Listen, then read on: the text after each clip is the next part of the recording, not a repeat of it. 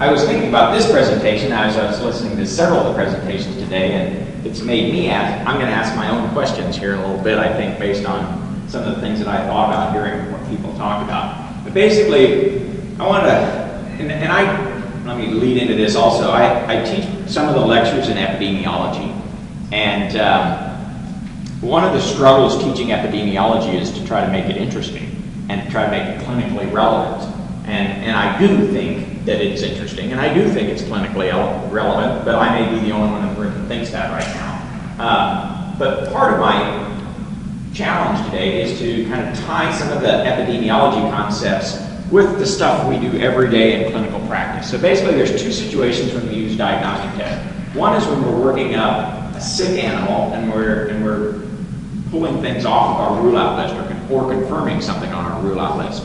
And several of the speakers talked about that. When we're presented with a clinical case that looks like one or a couple of different rule-outs, and then we use further diagnostic testing to try to really narrow that down. The other way we use diagnostic tests is when we screen apparently healthy populations, and that's, as Dr. Hanselcheck was saying, more in that screening type of a role when they don't show clinical signs of the disease we're looking at, or when we're thinking about some of the transboundary diseases, or when we don't think these animals have this disease, but we're doing some diagnostic testing in order to be looking for it. So, and those are pretty different, but sometimes we're using the exact same clinical, or the same tests. We're using the exact same tests, but we're using them in two very different ways. An animal that looks like it has the disease, and an animal that definitely doesn't look like it has the disease. And so, when you use the same test in two very different situations, you need to interpret the results differently. Right? So, I'm going to start with working up a rule-out list for sick animals. And one of the challenges that we confront as veterinarians is that there are certain limitations to our diagnostic tests. Basically, in most situations, whatever we're using as our diagnostic test, there's an overlap between those that are affected and those that are not. I mean, if there was, and so my picture is this. So if you think about, a clinical exam or some test that is consistent with disease or less consistent with disease, you've got a bell-shaped curve. Not all the animals perform the same. And again, this might be a blood count, it might be a respiratory rate, it might be a rectal temperature, it could be just any clinical sign, any laboratory measurement. But the healthy animals are going to have a distribution of how they express that. And so will the disease. And in most situations, there's an overlap. And because of that overlap, tests cannot be 100% accurate. It's impossible to have an accurate test on two populations that overlap. I mean, there's no way to separate those out with if my test, by definition, has overlap. Right? So most of our tests, they're not 100% accurate. Right? And so you can pick what you're going to call a test positive. So in order to get the animals that have the disease, generally, a human somewhere gets to detect what that is. Again, if it's a laboratory test, a human sets the cut points. If it's a physical exam finding, you, the veterinary human, determines what you're going to call a case and what you're not going to call a case. All right, so when we do that, we'll usually set it to try to catch all the diseased animals. We try to avoid, usually, for our first test anyway, setting it where we get all the healthy animals, but it's a situation-specific deal. What I encourage you to not do, and this is an argument that I get into sometimes with the way things are written or said, is sometimes the most accurate is to make a mistake on both ends. That I miss some of the healthy and I miss some of the sick. That's actually the least helpful because then you can't be certain about anything. Right? I would much rather you miss more animals if you get one side of the equation right. So being more accurate isn't always my goal. My goal is to get one or the other, get all the positives or all the negatives with my diagnosis. So I've been thinking about this, and it's partly because of working with students, and they ask really good questions, and also, again, thinking about clinical practice and what it looks like in clinical practice. So, in almost all situations, because I can't think of a situation, well, I can think of one, maybe, like a compound fracture of the femur, that I think I can definitely differentiate positive and negative animals with 100% certainty. But I can't come up with very many scenarios when anything that I would use as a diagnostic test, and again, usually physical exam, history, blood parameters, even radiographs, are 100% able to differentiate what I'm going to call a positive animal and a negative animal. And so because of that, and you know this is the way we do clinical practice, it's a step-by-step process. And you do an initial test that starts your rule-out list. So maybe this is what I'm trying to get to. You start your initial test to get your rule-out list started, and that initial test must be sensitive, all right? Meaning that by sensitive, I'm throwing out an epi term, and if you don't remember any of the epi terms, that's fine. I struggle with them sometimes too, all right? So I want to get all the diseased animals. Or another way to say it is, when I think of my rule-out list, my initial workup, my initial rule-out list, I want the right answer to be on there somewhere, all right? That's what I mean by sensitive, right? So I find the animals that have the disease that I'm looking for. Respiratory disease, anaplasmosis, foot and mouth disease, whatever. That it must be sensitive. But you'll notice that doesn't mean it's 100% accurate, right? So using my little cartoon up here, it means I got all the red cows into my rule-out list, but there's yellow cows up there too. There's animals that don't have the disease that's on my rule-out list, and they're still included, right? So, but the reason that the first test must be sensitive, so this is the definition of sensitive, is I got all the red cows. A test that would be highly specific would be one that got all the yellow cows, right? A specific test means that if I say they don't have the disease, they don't have it, right? That's not my goal with the first test. And the reason is we only continue to work up the animals that we call positive. They're the only ones we work up. So I must start with a highly sensitive test as my first test. And if I get a bunch of the yellow ones, so be it. Right? And generally that's the trade-off. The more sensitive a test is, the less specific it is. So the more true positives I get, the more false positives I get, is another way to say it. And you know that, right? The more I'm certain that I'm getting all the true positives, well, I'm going to get a bunch of false positives. But that's okay. In fact, I would say that's not only okay, that's essential. That's essential for the first step, because those are the only animals that I'm going to continue to work up. And I'm going to quit worrying about the ones that I call not this disease, right? I'm not going to look at them anymore. So I'm going to have, for my follow-up test, false positives and true positives. And my goal is to have all the true positives. When I get a bunch of false positives, so be it, all right? So, here, I forgot that I had this slide. So this is what, don't do this, where you go for a highly specific test, where I'm certain, if I say they have this, they got it, but I've missed some that don't quite look like my physical exam or blood test or whatever else. That would be highly specific. But remember, I'm not going to continue to work up the ones that I don't have on the rule-out list. And that's not the goal. So you start with need to be a highly sensitive test to start with, because that's where I'm going to then go as I work up the rule-out list. That's the animals I continue to think about. Now that second test, I need it to be more specific. I need it to start teasing apart those false positives, right? So my first test has to be highly sensitive. I find that I get the rule-out, I get the right diagnosis on the rule-out list, right? Now as I work through it, I want to be able to find those that aren't true positives. They aren't really the disease that I'm interested in, and move them through. And that's the step-by-step process of clinical case workup, all right? Now, this is what I think. The first test must be sensitive. So I've got to be, with my first test, I've got to find all the true positives, and if I get a bunch of false positives, so be it. I'm not worried about that at that point, all right? And it needs to be fairly convenient and inexpensive, because I'm going to apply it to a lot of animals. So my first test has to be pretty sensitive, convenient, and inexpensive. I think and I strongly believe that physical exam and history are a sensitive initial test. And I argue with myself some just to be sure. If that's not true, what are we doing? What's the value of our profession? Right? I hope this is true. I think it's true. I think it's true. I really do.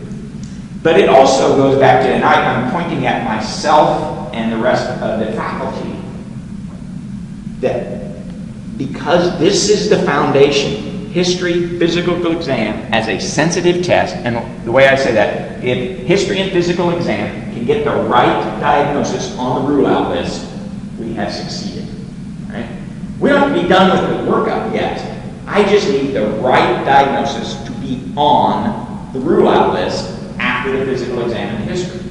And if I don't do that, well, I'm going to be wrong because it's not on the rule-out list. Right? So that's really what it comes down to is history and physical exam, I think, are very sensitive. I don't think we teach it to the students like that. We jump right to the follow-up test, be it imaging or blood testing or PCR or whatever else. We jump right to the second test without emphasizing that the whole key to veterinary medicine is the first test. And the first test is history and physical exam. And if you don't get that right, the subsequent tests are just, back to my cartoon, I'm working with the population that I didn't want to be working with. All right?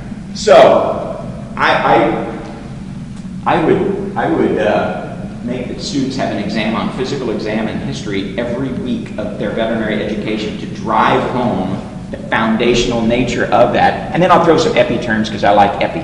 But the point is that you've got to get and then it also raises the skill set that's needed. And I think we're pretty good at this, especially because then, all right, so I was thinking of the exceptions, the times I've been wrong, all right?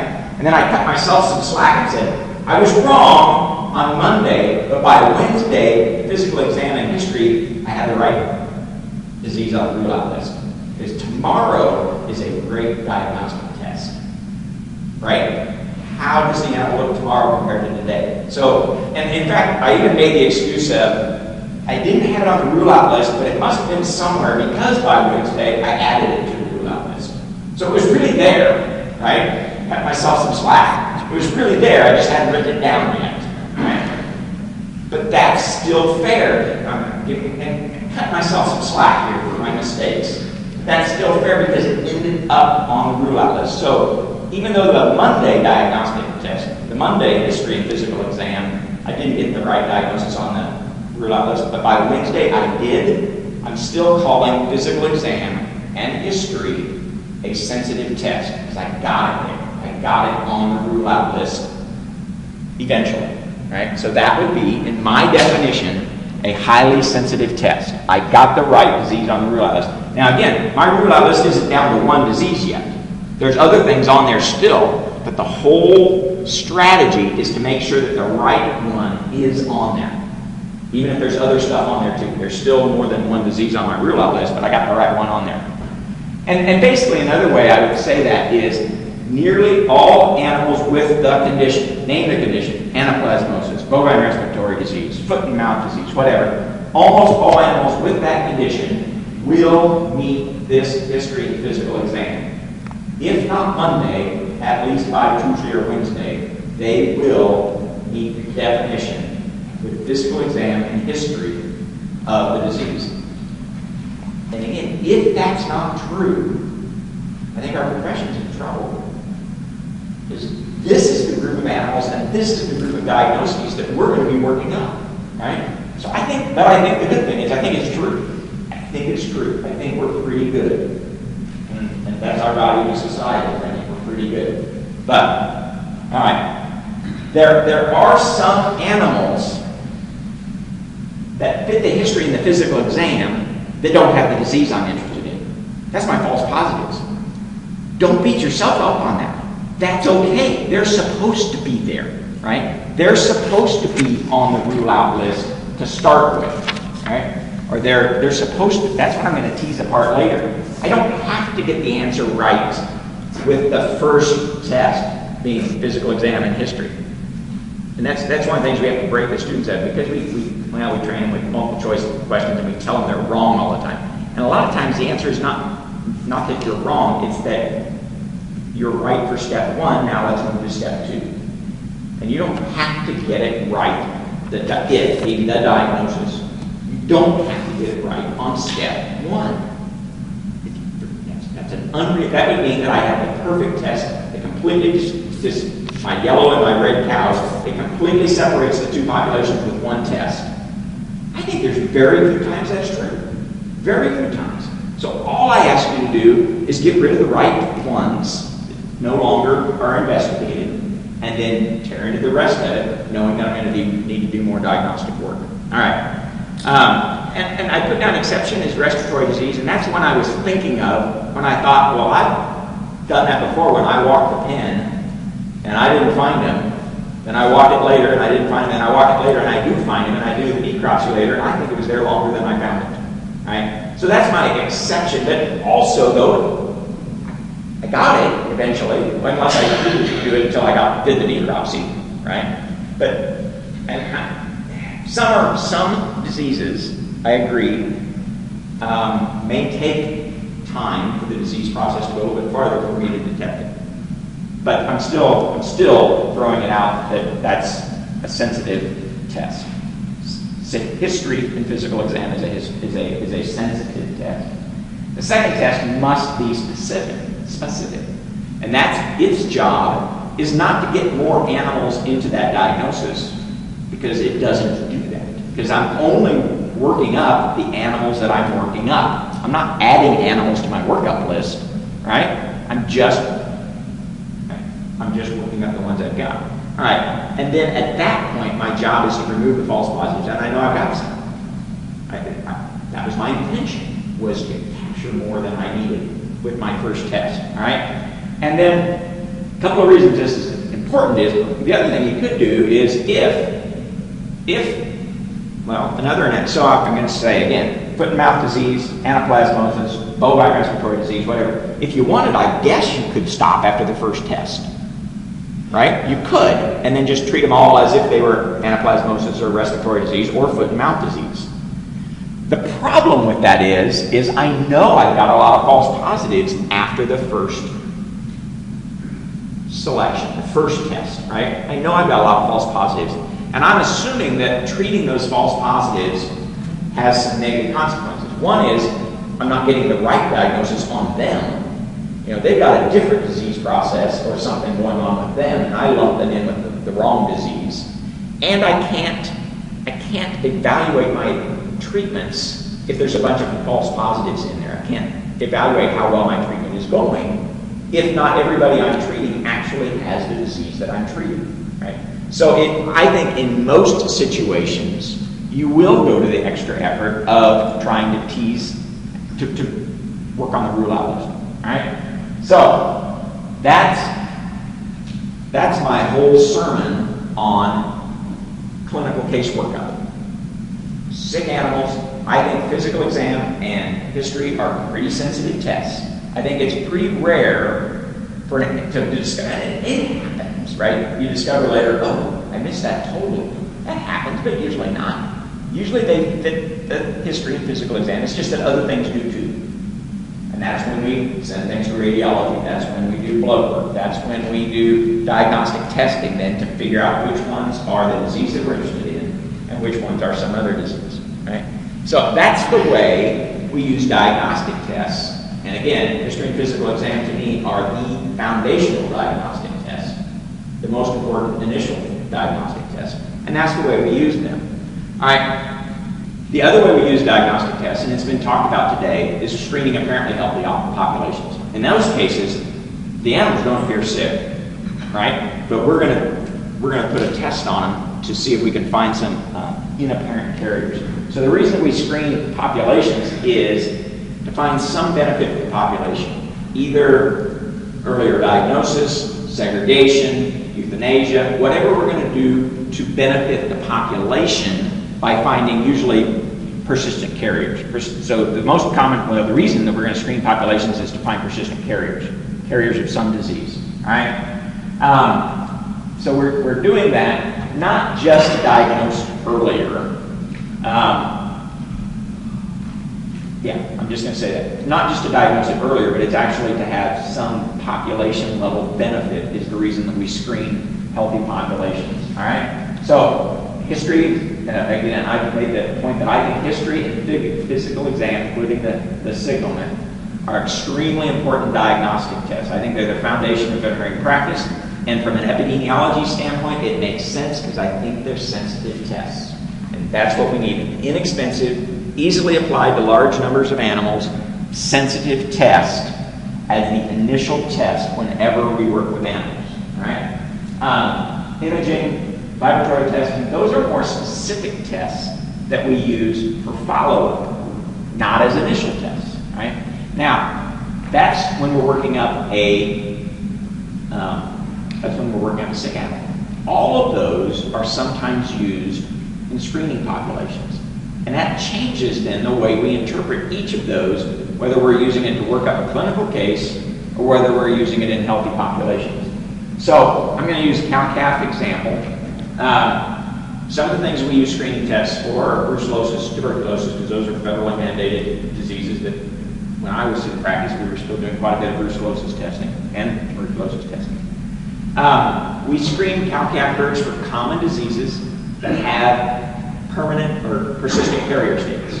And some of those would be BVD, trick, BLB, anaplasma. That kind of goes along with Hanselcheck's list up there a little bit ago. But these are all diseases that have a persistent carrier state that we might want to do screening for to find the persistent carriers, right? So when we screen populations, one of the things I like about that list, especially as I'm teaching students, is we've got all kinds of different diseases. We've got viruses, we've got protozoa, we've got bloodborne, we've got insect vector, we've got nose-to-nose, we've got all different ways that diseases move. The only thing in common really between them is they all have a persistent carrier state. And because they have a persistent carrier state, we might do screening of apparently healthy populations. But the diseases themselves are quite different, right? Which is great from a teaching standpoint, because then they can get confused, right? So you have to think about the pathogen. You have to think about, well, is this a virus? Is it a protozoa? Is it, what's the reservoir? How is it moving? Those types of things. So think about the pathogen. Think about the disease, such as the severity and the frequency that you'll see clinical signs in a population. And then you start even thinking about the population, such as naive populations, not naive populations. So you think through all of those things with each of those diseases that was on the list, and then you think about the test. Is this a test picking up antigen? Is it a test picking up antibody? So prior exposure, current circulating antigen. I mean, what's our test doing? And you think through those for each of the tests that I was talking about before, you start to kind of come up with the thought process of how you're going to interpret these diagnostic tests. So one of the questions that I get, and again, I tell the students I actually like being old. I like a 30-year career where I've seen the profession and the industry's change and things come along. Because when I was first in practice, when I graduated, did some cell barn work. And so we did a lot of brucellosis screening, did a fair amount of TB screening, right? And in reality, maybe you guys were doing other things. We weren't screening for a lot of other diseases. We weren't screening for BVD. We weren't screening for anaplasma. We weren't screening for Johne's. We weren't screening for BL. We weren't screening for any of those diseases. We were screening for brucellosis and tuberculosis. And do you know how much thought process we had to put into that? None, because the federal government told us exactly how to interpret every test in every situation. So we weren't thinking at all. We were just doing what we were told to do. And then diagnostic tests came along, that the technology came along, that we could start looking for more diseases, BVD, anaplasma, Johne's, all these, and none of these were federally controlled diseases, and so no one told us how to interpret them. And that was a challenge, because you get a lot of false positives, false false negatives. You had to think through, well, what's the cost of a false positive versus the cost of missing a false negative, and think through all that process and talk to that with your clients who don't understand this at all. And this was really hard. So I went from participating in screening programs where I didn't have to think to participating and designing screening programs where I had to think, and that was hard.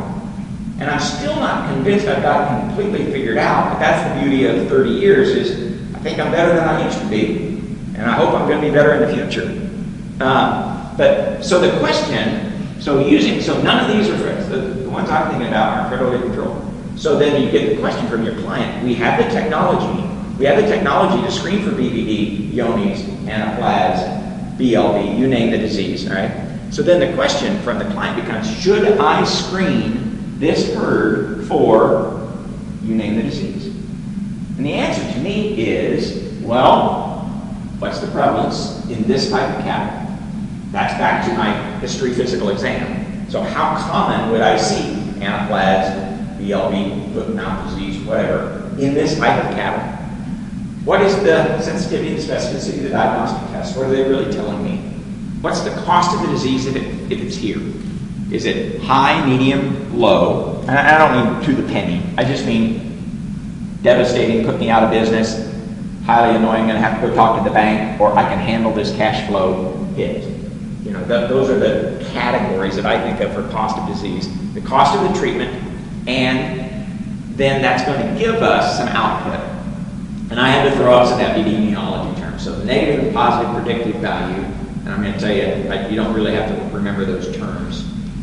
But then the economic return that's going to give you. And another important thing is what I'm going to call the sensitivity of the assumptions. And I'm going to describe that. I hope it makes a little bit more sense. All right? So the first thing I think you have to do is, back to the question, Doc, should I screen this herd for, you name the disease that I had, was, first of all, from your history and physical exam, how common do you expect to find positives? How likely? And what Greg just gave us, Kansas level prevalences, that helps, right?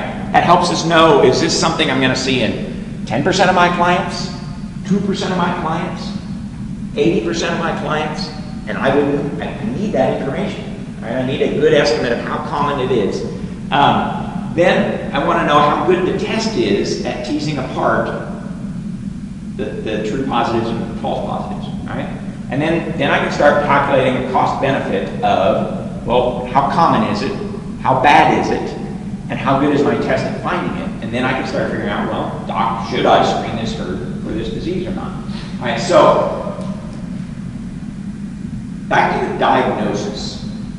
When we're basically it's an animal or a herd of animals that fits the case definition for either a herd or an animal that's positive for anaplasm, BLB, Yonis, BVD, foot and mouth disease, whatever.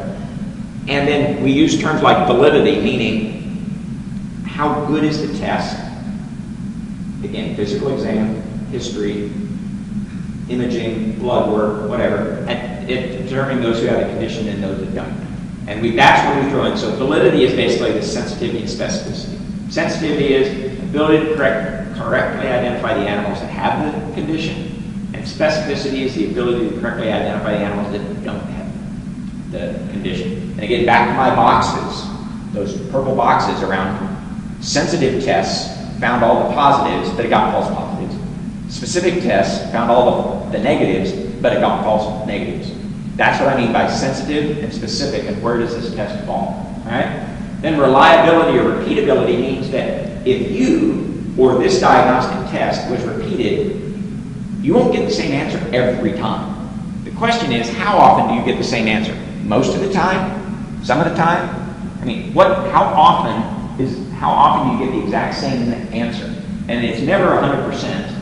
Now, reproducibility is if you examine the same animal with two different methods, would you get the same answer? So this would be rectal temperature, oral temperature, eye temperature, something like that. Rectal palpation, ultrasound, PCR, ELISA. So two different tests asking the same question. You're never going to get 100% agreement on that either, right? Now, the Another way to look at it is not only two different tests, but two different people.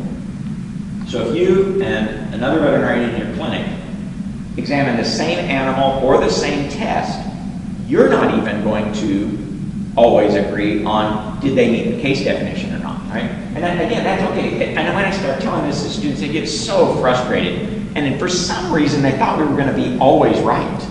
And it's like, maybe that's because I didn't get all A's in vet school, so I never really had the misconception that I was going to be perfect. And so it's okay. And the beauty is we're still valuable to society, even far less than 100% perfection. And that's where I try to impart on the students. Our goal is to be valuable to society. Setting the goal to never make a mistake is unrealistic. And so I don't expect agreement to be 100%. This is so I like to use this as an example because we've got some pretty good work from the human literature looking at human doctors. I guess they're all, meaning not that they're humans, but they work on humans. All right? And we use kappa coefficients to do this. It's just a statistical test to compare two people or two tests asking the same question. All right? And it asks how much agreement there is. And basically the way you say this is one would be perfect agreement that the two tests or the two people always agree. 0 would be they would agree sometimes, but it's the same as chance. So that doesn't count. So that's 0. Because, two people just guessing would agree by chance a certain percentage of the time. That's the baseline, right? So that's 0 agreement. And then a negative agreement would be you're less likely. You're actually working against each other. Two tests are giving you opposite answers or different answers, all right? So by convention, and somebody just figured out this list, that a kappa less than 20 is considered poor agreement, 20 to 40 is fair, 40 to 60. So another way to interpret this is 60% above chance. You and I agree on case definitions of a group of cattle 60% more often than chance alone. Because we agree by chance a certain percentage. But say, if we have moderate agreement, that means maybe 50% of the time better than chance, we agree. And that's considered moderate agreement, substantial agreement, and really good agreement. So how good are the human specialists? And these are not general practitioners, these are specialists, right? So this would be for radiology, imaging specialists looking at mammograms. Their agreement is about 67% better than chance alone. Puts them in the moderate category, or substantial, sorry. If you talk to cardiologists and they look at EKGs, they are about fair, a little bit better than chance. When they, like, if I read it, I'm not a cardiologist. If two cardiologists read the same EKG, yours, there's a fair chance that they're going to come up with the same definition. That makes you feel better, doesn't it? And the good thing is they don't charge us much for that, right? Okay. So the good thing is, at least within the clinician, he's about 60%. So if he saw the same EKG later this afternoon, he just didn't know it was the same one, there's about a 60% chance, better than chance, that he would call it the same thing, right? These are specialists, so this is what they do. This is probably all they do, is read EKGs, right? And this is the kind of agreement they get, right? You looked at, in the clinical pathologist, looking at blood smears to identify iron deficiency, fair agreement within the same person's substantials. So this is what specialists who get paid a lot of money to do, this is the type of agreement they have from reading diagnostic tests. I don't claim to be better than that. And I have to tell myself, because I honestly think I am, right? I honestly think I am. But I can't be. There's no way I'm better than that. Which is humbling, I guess. So, what makes a test a good test is that it's accurate. But remember, and I would say that all those things that we just kind of bagged on here, those are considered accurate tests. They fit the definition of accurate tests. But when we say accurate, we aren't even approaching 100%, right? I would say we're not approaching 100%, and yet we're going to call those accurate, and that's okay. We're still a value to society at that level of accuracy, all right? So practicality. So, and I mentioned this before, especially for screening tests, they need to be easy to administer, not too expensive, not a lot of negative effects of doing the test itself, all right? So, when we think about diagnostic tests, we always test them against the gold standard. And a lot of times for us, it's lesions at necropsy. But it can be other ways that you get the final correct diagnosis. And that's what they had to do with those other tests, those kappas, is somebody had to figure out what the final correct diagnosis was. All right, so the properties are, as I said, sensitivity, finding the true positives, specificity, finding the true negatives, right? Finding which of those populations of animals that you can identify best with this test. Now, I threw these slides in because the students ask, well, why isn't every test 100% correct? I mean, what do you mean it's not 100% sensitive, or what do you mean it's not 100% specific? Well, the reason the test might not be sensitive is all these other things, and it's not, and I need to someday change the improper timing. It's just that I test the animal now, and they're not going to be positive until tomorrow, or the next day, or the next day. That's not improper. It's just, well, I guess from the diagnostic accuracy standpoint, the way it is. But yeah, you've got blocking antibodies, you've got inexact timing, just lots of reasons why a laboratory test and physical exam history aren't 100% sensitive, right? Lack of specificity, these are reasons why that I'm not always right about my negative answers, right? And there's just lots of reasons why, right? So basically, back to my two populations of cows that are kind of in a bell-shaped curve. They almost always overlap. The ones that have the condition I'm looking for and the ones that don't. They almost always overlap. It's a rare thing in medicine. And the other way I would say it is if they don't overlap at all, I'm not going to pay you very much to make that diagnosis because anyone could, right? I tell the students, every time something's really, really hard, thank the Lord that it's really, really difficult because you can charge money for that. If it's really easy, you can't charge much money for it. Right? So most of the time, these populations overlap, sometimes a little bit. That makes us look smarter and get the diagnosis right most of the time. And sometimes they overlap a lot, right? In that healthy animals and affected animals are very similar in their blood profile or in their physical exam findings or their history or something like that, right? So, back to remembering that we really are talking about animals, still a human sets the cutoff. A human sets the cutoff, and generally we will set them, again for my first test, here, where I very high sensitivity, meaning that if I say they're abnormal, they are abnormal. I got false positives in there, but that's a highly sensitive test. A highly specific test would be here. If I say they're normal, they're normal. But I got some false negatives in there too, right? There's some abnormal animals in there also. Now, this is what I said before, and this is where I read articles and people talk about, and they imply that this is the place where you have the least wrong answers.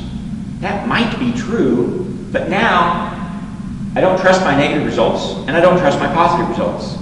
Right? So don't put your cutoff there. Put it one way or another. Be very certain that your negatives are negative, or be very certain that your positives are positive, and then move from there to your next diagnostic test. All right? So, because sensitivity and specificity are inversely related, because there's an overlap, as I move the line one way, I'm getting more whatever I'm moving it from. Right? So, they are properties of the diagnostic test. They just tell us if the test is valid. They don't necessarily tell me if the test is useful in each situation. Right? So I want to test with pretty good sensitivity and or pretty good specificity. But that doesn't mean it's the right test to use at this particular time, because I keep using these examples like this, and that's not right. That is not correct. It's very rare that the healthy and abnormal population is a 50-50 deal. Usually the affected population is a much smaller population compared to the healthy population, right? And unless we're doing follow-up on a clinical positive, then it's backwards. Most of the animals are ill and few don't have the disease. But they're almost never 50-50. Either I think they're healthy and might be affected, or I think they have this disease and might not, right? But they're never 50-50, right? So that's where those terms, those epi terms, predictive value comes in, and they're different than sensitivity and specificity. They're basically telling us if the test is useful in this situation, right? In this prevalence, in this set of animals, all right? And a positive predictive value, the definition is that when I get the test result back, how likely is it that the positive test result is truly positive, and that when I get a negative test result back, how likely is it the negative test result is truly negative? And that is not the same as sensitivity and specificity. They're very different.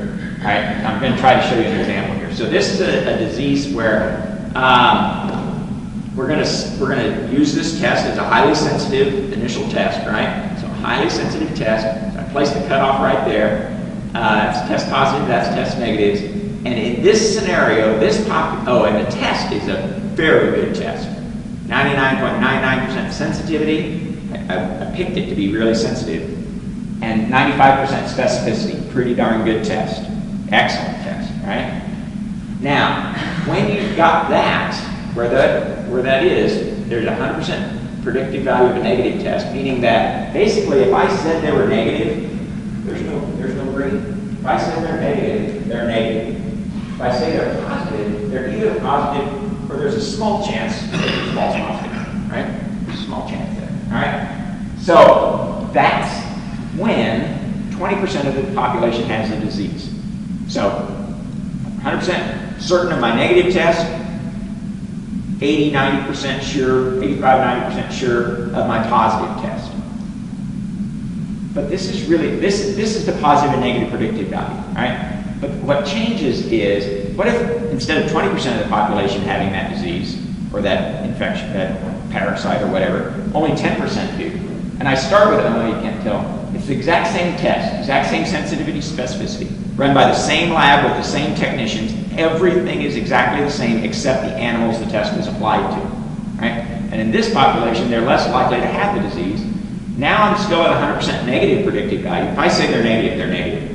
But now if I say they're positive, there's about a third chance, there's about a 33% chance that it's false positive, right? All that changed was the population. The test did not change, meaning the sensitivity and specificity didn't change, just how you interpret the results. Now we get down to 1% of the population. Now I'm starting to trust my positives less and less all the time. And again, the test is not changing. It's the same technician running the exact same test. What changed is what population I'm applying it to. And when you get to something that's very, very rare, the positive so before you ran this test, what did you think the likelihood that this animal, so if I just close my eyes and say, what's the likelihood of this animal having this disease? 0.01, right? After I run the test, it's going to go to 0.2, which I guess is higher. But I could have almost gotten that level of accuracy just with the history and physical exam. I was almost at the same place, right? And I'll use another old man example. When I was a kid, I can remember in Kansas, if you did Banks testing at a sale barn and you got a positive, there was a pretty decent chance it was a true positive, right? When I was early in my practice, if you got a true positive, if you got a positive at the sale barn, it probably wasn't positive, but it made you pucker a little bit because it might be positive, right? Because we'd beaten the prevalence. The test hadn't changed at all. What it changed was the prevalence of the cattle that I was testing. And then by the time we kind of quit doing sale barn testing is because, well, if you got a positive, it was a false positive. They were going to go as a false positive. The test didn't change. The prevalence did just what this example did. It just dropped and dropped and dropped. And so you interpreted positive test results totally different, not because the test changed, but because the population we were applying it to changed. All right, just like this. All right, and which goes back to that, remember the whole reason I'm doing this is the question, Doc, should I screen this herd for blank? Well, I gotta know this prevalence thing. I gotta know what kind of a population. So we as a nation decided, Doc, should I screen every cow going through the sale barn for bangs? And we decided, no. And yet earlier in my career, the answer was yes. Both valid answers. What changed was the prevalence, right? There you go. So the take home is, as prevalence falls, my confidence in positive tests goes down. As prevalence increases, my confidence in positive tests goes up. And again, that's the screening apparently healthy populations or confirming a clinically ill animal. to me, those are totally different prevalences or probability of actually having the disease. So I might use the exact same diagnostic test and interpret a positive test totally differently. I interpret a negative test totally differently, depending on that situation. All right? So you got to know what you're asking. Are you ruling out? So I've got a rule out list, and I'm trying to rule it out, or I'm trying to rule it in. How did you rank them in your rule out list? Right? Are you screening for regulatory reasons? Meaning that this is an animal I don't think has the disease. I don't think they have it, right? But I'm screening them, so I just want to rule it out, meaning usually so that I can import them into my herd. I don't think they have BVD, but I'm going to test it and rule it out so I can import them into my herd. I don't think these cattle have foot and mouth disease, but I'm going to test them so that I can allow them into my herd, the nation, whatever, right? So basically, in most situations, when we're screening apparently, I would say every situation I can think of, when we're screening apparently healthy animals, what we're really asking is, can I find the negatives so I can put the negatives into the herd? That's what I want from a screening test. And sometimes I'm going to get false positives, right? Because they weren't my main object. My main object was to find the negatives because I'm letting the negatives into the herd. And if I get some false positives, I get some false positives, right? Now what you do with those false positives is usually you either, if the cost of a false positive is low, you just ignore it and eat that false positive, right? If the cost of a false positive is high, then you follow it up with more diagnostic tests. You keep the diagnostic process going, keep working that up. So a lot of times we'll throw out some more epi terms. You do more than one test. So in a series situation, when you're interpreting tests in series, basically you're going to test a subset of the first, basically those that tested positive with the first test, right? Usually positive. And it's to confirm that lower positive predictive value. So when that positive predictive value got down to 66% or 17% or whatever, the negatives, remember what the negatives were basically 100% negative predictive value. So I can let the negatives into the herd. Now what do I do with the positives? I either just euthanize them all and eat it, or I try to tease apart which ones are true positives and which ones are false positives. And I do that with a confirmatory test on those test positives. All right? And I need 2 positives in a row to say they're positive. Right? So BVD PIs is a good example. So this might be an antigen capture ELISA test, and I got 2 positives and 2 negatives, followed it up with virus isolation, PCR, you name it. And I got, well, the only ones I tested with test positive. Those X's mean I didn't test those animals, right? Because I had a sensitive enough test that I wasn't worried about the negatives. So I retested the positives, and I got one of them to be positive. So the way you would interpret that is they had to be positive on both tests and to be a positive. Another way to look at this, so in this population, this would be one where I'd be maybe tempted to retest the test positives, right? Because I've got a 33% chance that it's a false positive. So I'll just retest that population, right? So I just retest that population up there in the purple square. But remember that now I've changed the prevalence, changed the likelihood. Now I'm 67% chance that it's a true positive. And only, so I can use this test not even as good sensitivity and specificity wise. And the results I get then are much different than after the initial test. And we know this. And again, the reason I say that you don't really need to remember, you don't need to remember positive and negative predictive value, you don't need to remember series and parallel testing is, if you don't trust the positive test results, retest the positives. If you don't trust the negative test results, retest the negatives. And you don't have to remember that one series and one's parallel or whatever. It's just clinical workup. If you don't trust the positives, retest that group and trust the negatives. The other thing that I tell the students is, in most diagnostic testing situations, you get to pick one of the answers. You get to either pick the positive or the negative test result. It's rare that you get to believe both of them. Because in many, many situations, and I'll just these examples that I showed you here, I got a negative test, I believe my negatives. My positives, not so much. And when I don't believe them, I continue to work them up. That's what I mean by I don't believe them. I'm not done with my workup just because I got a positive test result, because I think a third of them are false positives. So I'm going to continue my workup. All right? Parallel testing basically means kind of the opposite problem. I don't believe my negatives, so I retest my negatives. All right? So I don't. And a lot of times they're either in time or at the same time. It doesn't matter.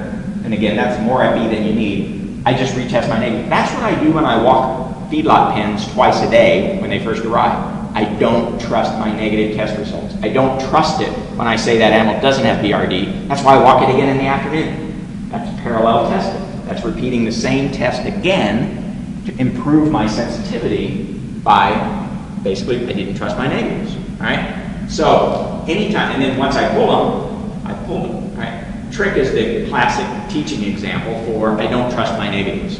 All right, so if I get a positive test result, right, on any of my initial tests, I trust that.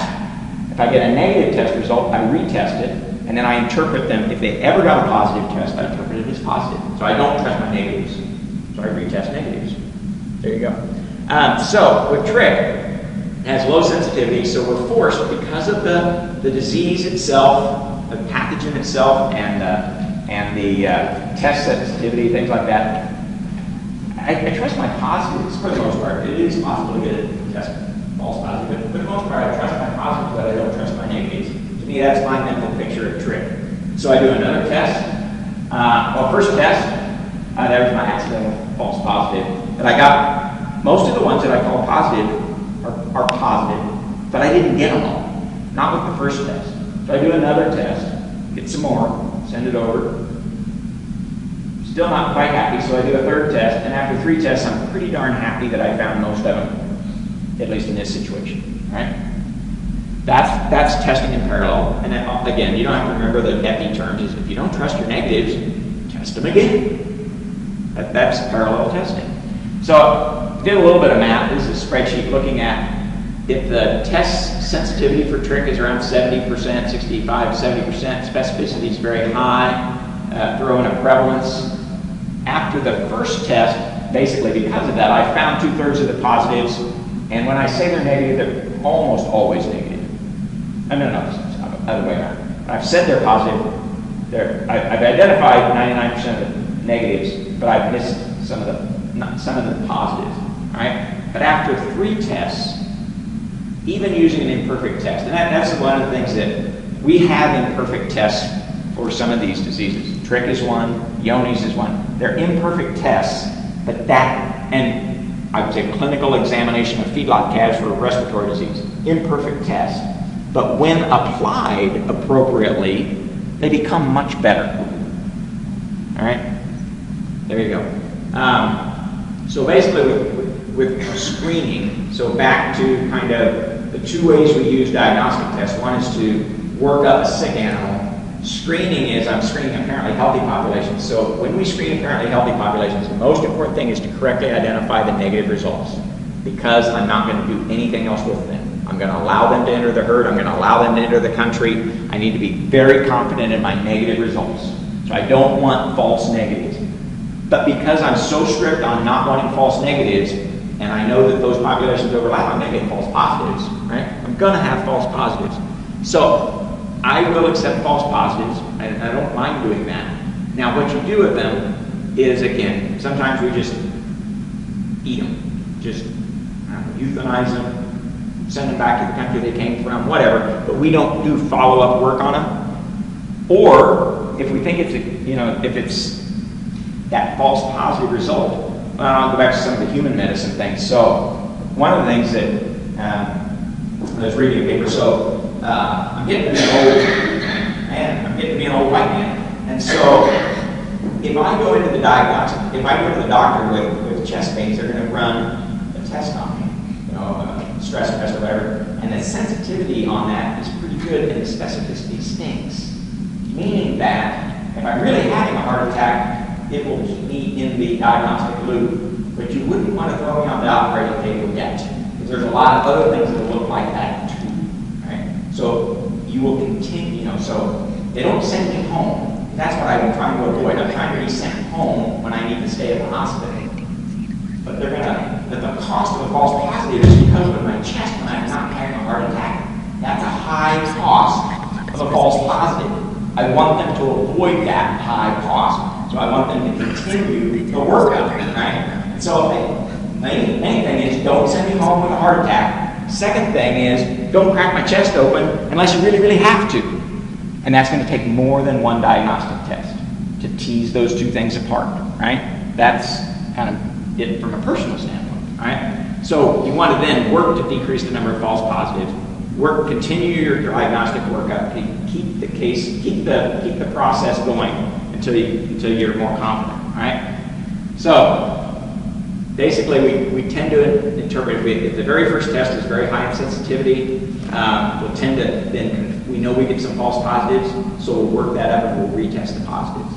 If that first test has less than high sensitivity, and I'll use the example of trick, I'll use the example of Yonis, use some other examples. If it has less than high sensitivity, then you're going to retest some of those negatives, right? Because I didn't trust my negatives, right? So what do we as doctors do? Well, first of all, one of the very first things is this prevalence idea. You have to have an estimate, and it's usually not a precise estimate. Like, I couldn't tell you that when I was in practice, I couldn't have told you what the prevalence of brucellosis was, right? I just knew that it was low but not zero, right? That's all I knew. And that tells you then how you're going to interpret the test results you get. So you got to know kind of a ballpark figure for the prevalence, know if it's different between breeds, age, whatever else, and what's the test performance that I expect that I'm using, all right? Then you start thinking about, well, I'm going to get some false positives, I'm going to get some false negatives. Are there going to be very many of those or just a few? And how much do those cost me when I find them? And then that ends up with, when I thought that all the way through, is, well, I'm going to do a diagnostic strategy that involves X as my initial test. Y is my follow-up test, and I'm going to use Y on the positives, or I'm going to use Y on the negatives, depending on the situation, right?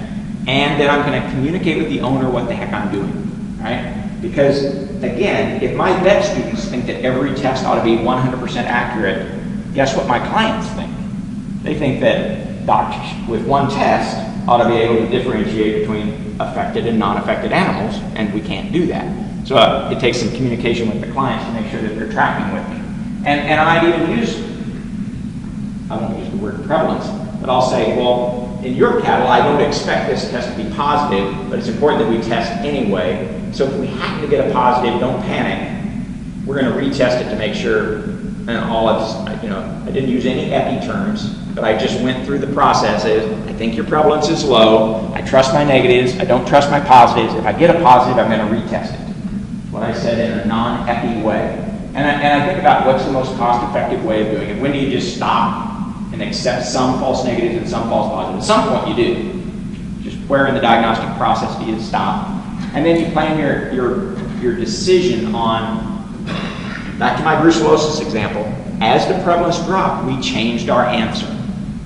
When I do BVD testing, I get a different answer depending on the clinical presentation of the ranch or farm. When I do trick testing, I change my answer depending on what I think the risk factor is, or the risk level is in that farm. And so all of that, this is what I try to preach to the students. This is veterinary medicine at its best. It's an understanding of the biology of the animal, the biology of the pathogens. It's understanding kind of the epidemiology, how that all works, and it's client communication. It's all the hard parts of veterinary medicine rolled into, doc, should I screen this herd for anaplasma, Yonis, BLP, whatever. And it's what makes us valuable to society, is that set of difficult things.